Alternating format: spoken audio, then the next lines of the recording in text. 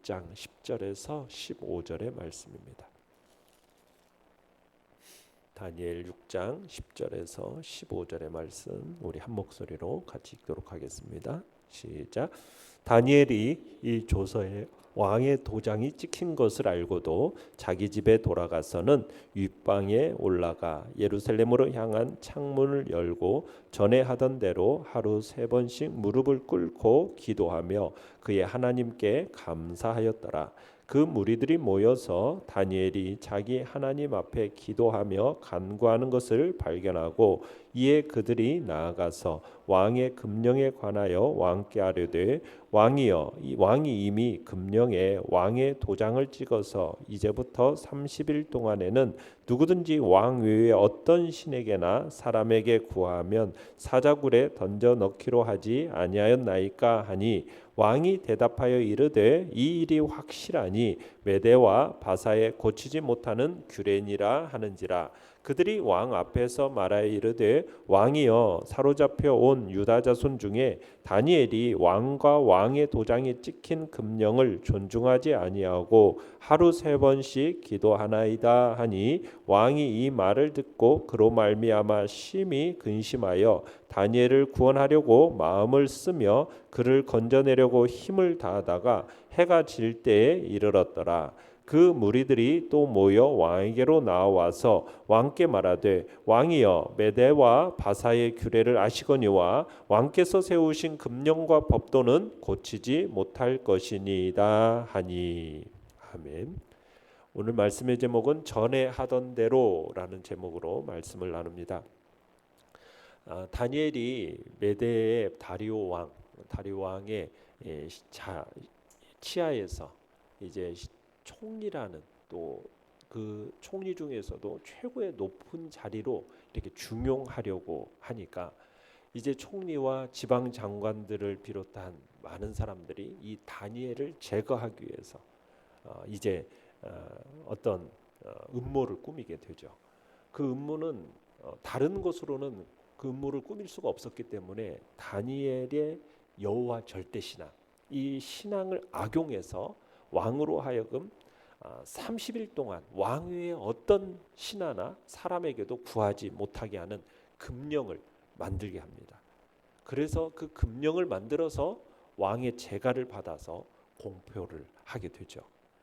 자, 내용 관찰 문제 1번을 보시면은 다니엘이 왕의 금령을 알고도 행한 일은 무엇입니까?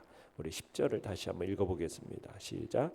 다니엘이 이 조서에 왕의 도장이 찍힌 것을 알고도 자기 집에 돌아가서 윗방에 올라가 예루살렘으로 향한 창문을 열고 전에 하던 대로 하루 3번씩 무릎을 꿇고 기도하며 그의 하나님께 감사하였더라.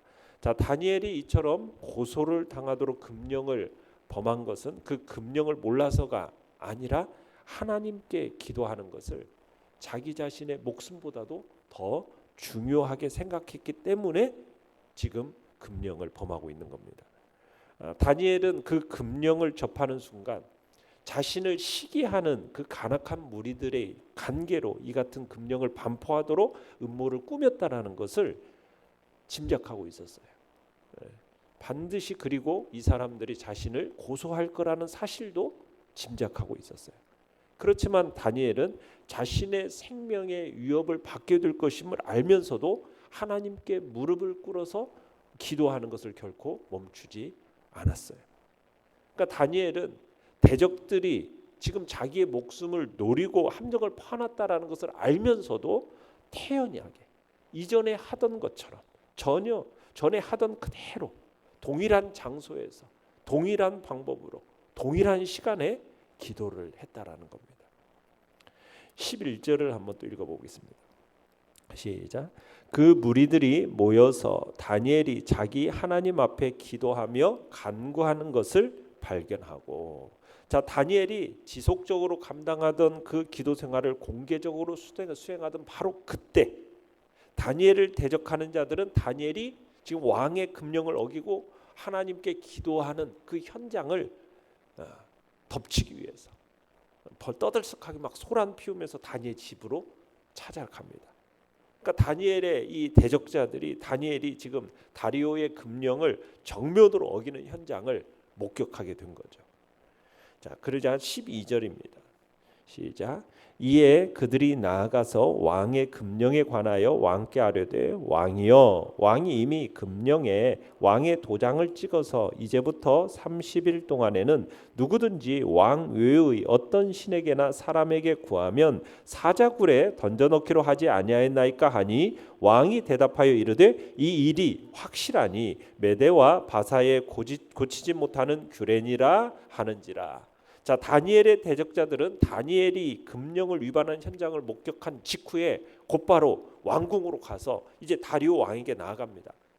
다니엘의 이 반대자들은 다리오 왕에게 나아가서 다니엘에 관하여서 말하기 전에 먼저 왕이 왕 외에 다른 누구나 신에게든 기도하는 자는 사자굴에 넣겠다라는 금령을 직접 서명한 사실을 상기시켜 줍니다. 그러면서 이러한 그들의 행동은 왕이 그 금령 위반자를 반드시 사자굴에 넣지 않으면은 안 되도록 왕을 심리적으로 지금 압박하는 거죠. 그러니 지금 속박하고자 지금 이렇게 행하는 거예요. 그러니까 다리오 왕은 이 간악한 무리들의 계략을 전혀 눈치채지 못하고 있었어요. 그 금령에 자신이 친필을 서명한 것이 사실이기 때문에 왕이 그들의 질문이 의도한 대로 대답을 합니다. 왕은 지금 자기가 가장 총애하고 신뢰하는 그 존중하는 충신 다니엘을 제거하고자 지금 비열한 술수를 동원한 이 간악한 무리들의 간계에 걸려들고 말게 된 거예요. 자, 13절을 읽겠습니다. 시작. 그들이 왕 앞에서 말하여 이르되 왕이여, 사로잡혀 온 유다 자손 중에 다니엘이 왕과 왕의 도장이 찍힌 금령을 존중하지 아니하고 하루 3번씩 기도하나이다. 자, 다니엘을 대적하는 이 간악한 무리들은 왕이 더 이상 금령에 관해서 다른 말을 하지 못한다는 사실을 딱 확인한 후에는 다니엘이 바로 그 금령을 어겼습니다 하고서는 왕에게 고발을 하는 겁니다. 그러니까 이들 고소자들은 다니엘이 지금 왕이 승인한 금령을 지금 존중하지 않았다라는 식으로 얘기를 하는 거죠. 거기서 한 걸음 더 나아가서 다니엘이 지금 존중하지 않는 대상은 왕 당신입니다. 왕 당신을 지금 멸시하고 있습니다. 이렇게 말을 하고 있는 겁니다. 그러니까 간악한 무리들은 지금 이 사실을 왜곡해 말함으로써 다니엘의 이 죄상을 더 무겁게 만들려고 애쓰고 있는 거죠. 다니엘을 고발한 이 간악한 무리들은 이 다니엘의 죄상을 더욱더 강조하기 위해서 또 뭐라고 해야 다니엘이 하루에 한 번도 아니고 하루에 무려 3번씩이나 왕이 아닌 다른 신에게 기도하고 있습니다. 이렇게 말을 하는 거죠. 이러면서 이제 지금 다니엘은 왕의 금령을 정면으로 도전한 국가적 반역 죄인이 되고 만 것입니다. 내용 관찰 문제 2번입니다. 자, 공경에 처한 다니엘에 대해 다리오 왕은 어떤 반응을 보입니까? 자, 14절을 읽겠습니다. 시작. 왕이 이 말을 듣고 그로 말미암아 심히 근심하여 다니엘을 구원하려고 마음을 쓰며 그를 건져내려고 힘을 다하다가 해가 질 때에 이르렀더라. 자, 다리오 왕은 그 간악한 무리들의 보고를 다 듣고 난 이후에 자신이 지금 이들의 간교한 귀에 넘어갔다는 사실을 깨닫게 됩니다. 다리오 왕은 이 간악한 무리들뿐만 아니라 지금 그들에게 속수무책으로 속아가지고 금령에 친필 서명을 한 자기 자신에게도 무척이나 화가 났을 거예요. 대적들과 자기 자신에 대해서 화가 나서 다니엘에 대해서 걱정을 합니다. 괴로워합니다. 이런 다리오 왕은 다니엘을 어떻게 하면 죽음에서 건져낼 수 있을까? 어떤 방법이 없을까? 막 궁리하면서 자신이 할 수 있는 모든 노력을 다해서 애를 씁니다. 그런데 해결책이 없어요. 아무런 해결책을 찾을 수가 없는 거예요. 당시 금령에 따르면 금령 위반자는 당일에 처형을 당하도록 되어 있었을 거예요. 다리오 왕은 지금 정오가 지나서 이 일을 발견했을 것으로 보고 그 오후 시간에 이제 메대 제국의 이런저런 법령들을 막 찾아보면서 다니엘을 구원할 방법들을 막 모색했겠죠. 그런데 시간은 속절없이 지나가서 해가 질 무렵이 됩니다. 그러니까 또 간악한 무리들이 또 왕을 다시 찾아와 가지고 이 금령은 변기할 수 없습니다 하면서 취소할 수 없습니다 하면서 취소 불변성을 들먹이면서 다니엘의 처형을 막 강력하게 요구를 하는 거죠. 다리오 왕도 더 이상 이제는 어쩔 도리가 없는 겁니다. 그 금령대로 이제 다니엘을 사자굴에 던지도록 명령하게 되죠. 그러면서 왕은 자신이 신중하지 못했다라는 판단, 그 신중하지 못한 판단으로 인해서 지금 제국 전체 중에서도 가장 신뢰할 만하고 아끼는 이 다니엘을 억울한 죽음으로 내몬 아마 자신의 불찰에 대해서 아마 크게 자책하면서 어떻게 하면 내가 이 다니엘을 다시 회생시킬 수 있을까? 막 방법을 강구하느라고 어떤 다른 일에 신경 쓸 수가 없었던 거죠. 다니엘을 구원하기 위해서 다리오 왕의 그 눈물겨운 노력은 해가 질 때까지 단 한순간도 멈추지 않았던 거죠. 결국 그날 밤을 넘기지 못하고 다니엘은 해가 지자마자 처형을 당해야 할 운명에 처하게 된 겁니다. 연구한 묵상 문제 3번입니다. 다니엘이 금령을 알고도 하루 3번 예루살렘을 향해 그것도 창문을 열고 하나님께 기도한 이유는 무엇이라고 생각합니까? 10절을 다시 한번 돌아가 보시면은 10절에 다니엘이 하루에 3번씩 습관적으로 기도했던 그 특징이 나오는데요. 첫 번째는 뭐였냐면 예루살렘으로 향한 창문을 열고 이렇게 돼 있죠. 그러니까 예루살렘 방향으로 앉아서 기도했다라는 겁니다. 이건 뭐냐면 과거 솔로몬이 성전 봉헌식 때 솔로몬이 기도했던 내용을 염두에 두고 있습니다.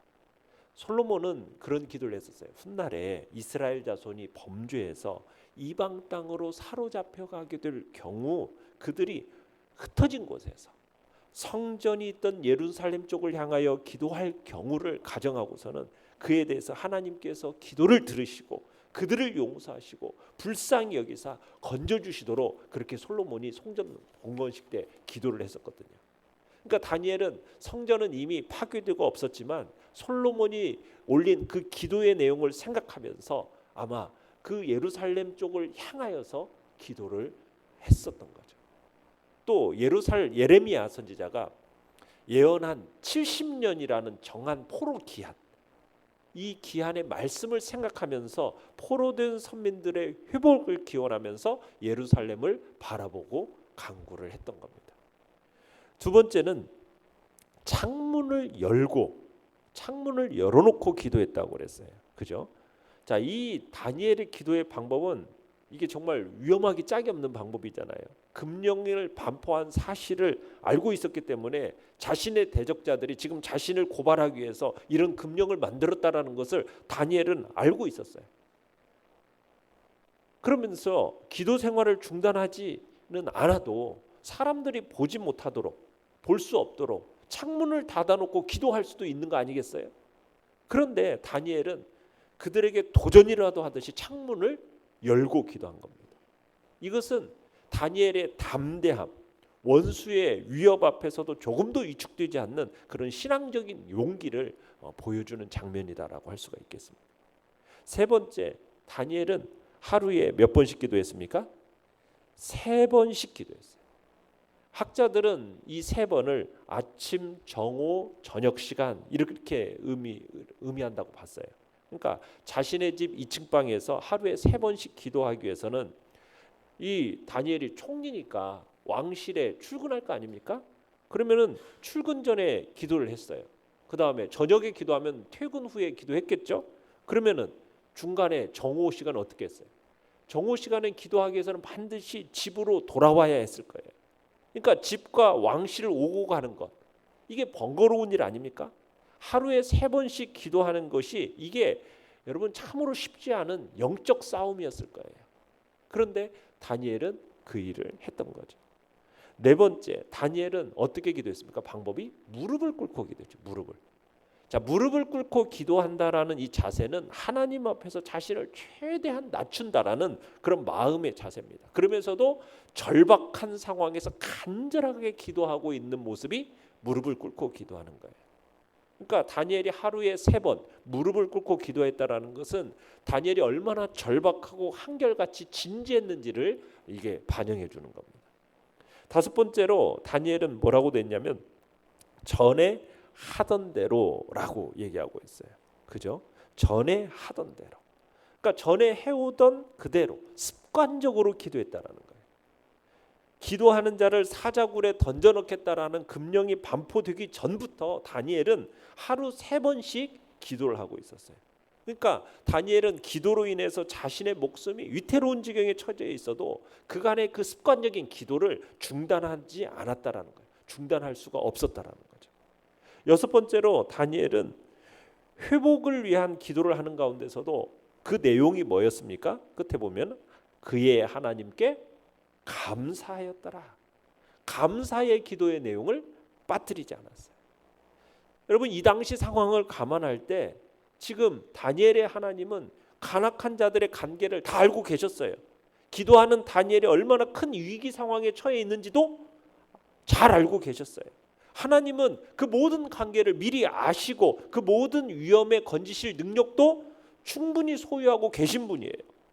위태한 상태 가운데로 내려가고 있는 다니엘의 상황을 바꾸실 수 있는데도 불구하고 하나님은 적극적으로 바꾸지 않았어요. 그런 상황 속에서 다니엘은 뭘 하고 있어요? 하나님께 감사의 기도를 하고 있다는 거죠. 그러니까 이런 다니엘의 기도의 모습을 우리가 볼 수가 있는 거예요. 느낀 점은 4번을 보겠습니다. 하나님을 의지하며 왕의 금령도 두려워하지 않은 다니엘을 볼 때 무엇을 느낍니까? 다니엘은 목숨보다 하나님을 향한 그 신실한 기도의 삶을 더 우선시하는 확고함과 담대함을 가진 참 신앙의 사람이요 하나님의 사람이었음을 우리는 느끼게 됩니다. 신앙이라는 것은 근본적으로 영원하신 하나님, 그분을 믿고 신뢰하고 그분과 동행하는 삶이 신앙이에요. 그러니까 언제나 동일하시고 한결같으시고 신실하신 하나님, 그 하나님을 참으로 신뢰한다면 우리도 마땅히 우리의 신앙이 어때야겠습니까? 또한 한결같아야 하겠다라는 거죠.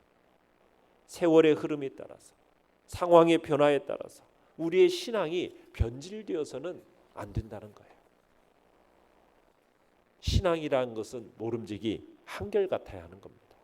한결같이 진실하고 한결같이 의연하고 한결같이 아름답고 굳건해야 되는 것입니다. 결코 타협할 수 없고 변할 수 없고 변질될 수도 없는 것이 신앙이라는 거죠. 하나님 앞에서 우리는 한결같은 자세를 견지하는 것이 참된 믿음을 소유한 자로서 성도라 일컬음을 받기에 합당한 자인 것입니다.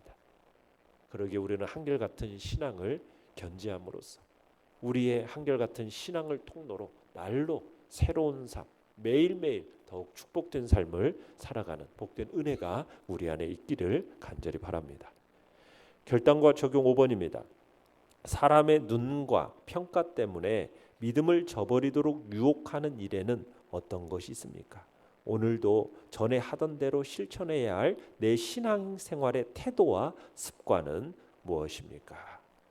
우리도 오늘날 이 시대의 다니엘과 같이 정말 상록수처럼 한결같은 신앙의 삶을 살아내기를 바랍니다. 우리에게 주어진 매일매일을 하나님과 교제하시고 하나님과 동행하면서 나날이 참으로 우리가 하나님과 교제하는 것을 가꾸어 가면서 하나님께 기도하는 것을 무엇보다 앞세우기를 간절히 바랍니다. 그것 위에 성도가 특별해질 수 있는 어떤 길도 없다라는 것을 잊지 마시고 우리가 주님 앞에서 가진 그 신앙을 꿋꿋이 의연하게 한결같이 참으로 지켜내는 복된 자리에 우리 모두가 있기를 간절히 바랍니다. 오늘의 기도 같이 읽겠습니다. 시작. 세상의 강력한 부담과 요구보다 하나님의 말씀을 더 크게 듣게 하소서. 아멘.